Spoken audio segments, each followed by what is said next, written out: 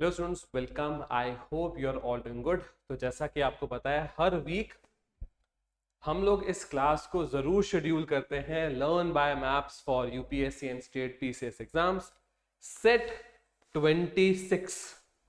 तो आज हम इसका 26 सेट कवर करेंगे। अब तक हमने 1 to 25 सेट्स अब तक हमने कवर कर लिए हैं। आपको चैनल पे प्लेलिस्ट देखने को मिल जाएगी। आज हम इसका 26 सेट कवर करेंगे।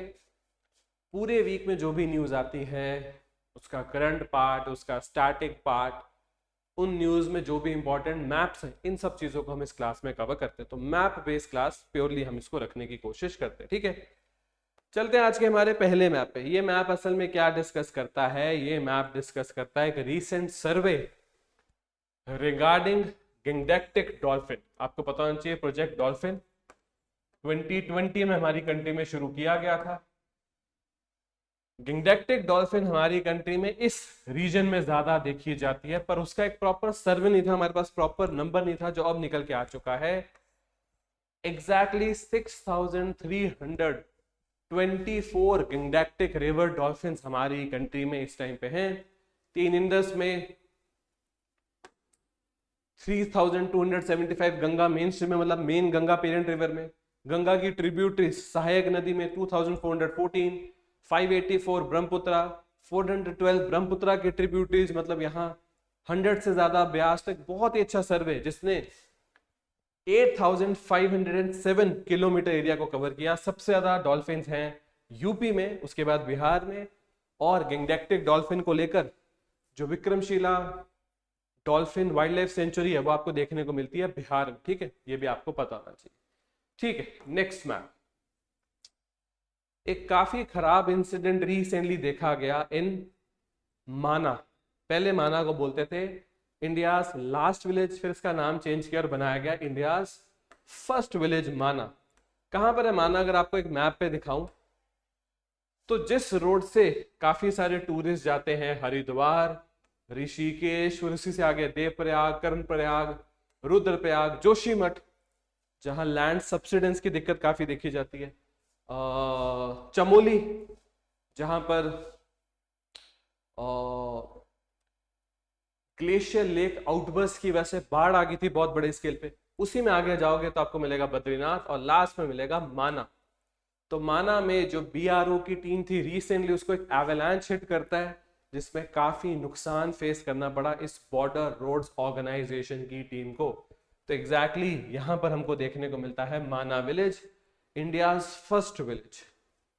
इस तरह से आपको बोर्ड भी देखने को मिलेगा। तो पहले इस बोर्ड पे लिखा होता था इंडियाज लास्ट विलेज, अब इसको कर दिया इंडियाज फर्स्ट विलेज। देखो सिंपल चीज है, यहां से वहां जाओगे तो वो लास्ट है, अगर वहां से शुरू करोगे तो वो फर्स्ट हुआ, इसलिए अब इस नाम को कर दिया इंडियाज फर्स्ट विलेज। ठीक है, आगे चलते हैं। आई होप आप लोगों ने जरूर सुना होगा अबाउट आदित्य मिशन। क्या मिशन है आदित्य? आदित्य सन को स्टडी करने वाला इसरो का मिशन है। ठीक है, अब आदित्य काम कैसे करता है? देखो, इसको अर्थ से लॉन्च किया। अब कुछ पर्टिकुलर पॉइंट्स है जहां पर एक मिशन काम कर सकता है अगर उसको सन को स्टडी करना है। L1 पे वो रह सकता है, L2 पे रह सकता है, L3 पे रह सकता है, L4, L5। L मतलब लैंग्वेज पॉइंट, लैंग्वेज पॉइंट 1 2 3 4 5। सबसे बेस्ट है L1 पॉइंट। क्यों? अगर आपने एक मिशन को L1 पॉइंट पे भेज दिया ना, तो फिर वो वहीं टिका रहेगा। क्यों? मान लो अर्थ कुछ फोर्स से उसको खींच रही है अपनी ग्रेविटी से, सन कुछ फोर्स से खींच रहा है अपनी ग्रेविटी से। ऑफ कोर्स सन की फोर्स ज्यादा होगी, बड़ा प्लैनेट है, इस वजह से सन से थोड़ा ज्यादा दूर रखना पड़ता है और अर्थ के नजदीक रखना पड़ता है। तो एक इक्विलिब्रियम आ जाता है जहां पर आपका मिशन टिका रहेगा और वहां से वो सन को बहुत अच्छे से स्टडी कर सकता है। तो क्या आदित्य L1 बिल्कुल सन के ऑर्बिट में नहीं है? नहीं, सन के ऑर्बिट में नहीं है। हाँ, अर्थ से काफी दूर जा चुका है, सन के क्लोज है, पर इतना भी क्लोज नहीं। आप इस मैप पे देख सकते हो कि ज्यादा तो वो भी अर्थ वाली तरफ ही है। ठीक है, इसरो के आदित्य L1 ने रिसेंटली क्या किया, अपनी पहली इमेज कैप्चर करी ऑफ अ सोलर फ्लेयर। ऐसा दिखता है एक सोलर फ्लेयर, आपको ऐसा दिखेगा जैसे ब्लास्ट हुआ है बहुत बड़ा सन में। एक सोलर फ्लेयर को रिसेंटली कैप्चर किया आदित्य L1 ने। ये सोलर फ्लेयर्स कई बार इतने स्ट्रांग होते हैं कि हमारा भी वायरलेस कनेक्टिविटी को काफी हद तक हार्म कर सकते हैं, इतने डेंजरस होते हैं सोलर फ्लेयर। ठीक है, तो ये दिखता, ऐसा दिखता है आदित्य L1। आप ये जो देख रहे हो ना, ये गोल्ड टाइप चीज इसलिए लगाई जाती है क्योंकि सन से बहुत तरह की रेडिएशंस निकलती है। उससे साइंटिफिक इक्विपमेंट को बचाने के लिए इस तरह से गोल्ड प्लेटिंग करनी पड़ती है अपने सैटेलाइट्स की। ये ऑफ कोर्स इसके सोलर पैनल है जो इलेक्ट्रिसिटी बना कर देते हैं। ठीक है, आगे चलते हैं। ये इमेज लगातार न्यूज में है, हम लगातार इसके बारे में बात करते हैं। ऑलमोस्ट 15 महीने तक वॉर चली बिटवीन गाजा, जहां पर काम करता है हमास, और इजराइल में। ऑलमोस्ट 15 महीने तक ये वॉर चली। अब आपको बताना चाहिए, गाजा में और वेस्ट बैंक में रहते हैं पैलेस्टीनियन लोग, जो एक टाइम पे इस पूरे रीजन में रहा करते थे, पर अब इजराइल ने उनको पुश कर दिया गाजा और वेस्ट बैंक में। गाजा से जो हमास ऑपरेट करता था वो और इजराइल 15 महीने तक लड़ते रहे, और उसके बाद एक सीज फायर साइन हुआ। पर वो सीज फायर में लगातार दिक्कतें आ रही, कभी यहां से फायरिंग, कभी वहां से फायरिंग, फिर बीच में थोड़ी इजराइल की वेस्ट बैंक के साथ भी दिक्कत होगी। तो ये सीज फायर का टिकना बहुत जरूरी है। इजराइल प्रेशर भी डाल रहा है कि नहीं, सीज फायर मेंटेन रखो, क्योंकि कहीं ना कहीं इजराइल को पीछे से यूएसए का बहुत प्रेशर है। पर रोज कुछ ना कुछ इंसिडेंट हो रहा है, रोज वहां पर कैजुअलिटीज भी हो रही हैं। और अब इजराइल ने एक बड़ा इंटरेस्टिंग तरीका निकाला है सीज फायर को मेंटेन करने का, कि इस रीजन में ह्यूमैनिटेरियन एड को रोको। इससे प्रेशर बनता है हमास पे, गाजा के सिटीजन्स पे, और वो सीज फायर को ब्रेक नहीं करेंगे। ठीक है, आगे चलते हैं।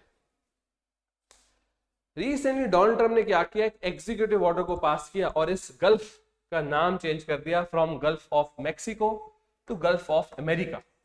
गल्फ क्या होता है, जब वाटर बॉडी तीन तरफ से पानी से घिरी हो, इसको बोलते हैं गल्फ। आई होप आप इस मैप को समझ पा रहे हो। ये United states of America, north America का ये मैप है।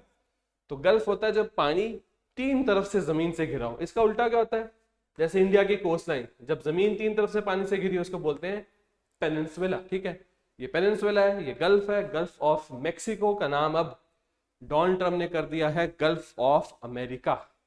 सिर्फ अमेरिका के नाम चेंज करने से कोई फर्क नहीं पड़ता, मैक्सिमम दुनिया अभी भी इसको गल्फ ऑफ मैक्सिको ही रिकॉग्नाइज करेगी। ठीक है,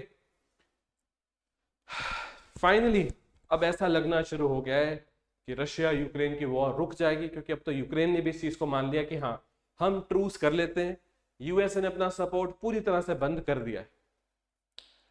अगर ये वॉर रुकी तो इस टेरिटरी का क्या होगा। ये वो टेरिटरी है जो पार्ट असल में यूक्रेन का थी, पर कब्जा लिया रशिया ने।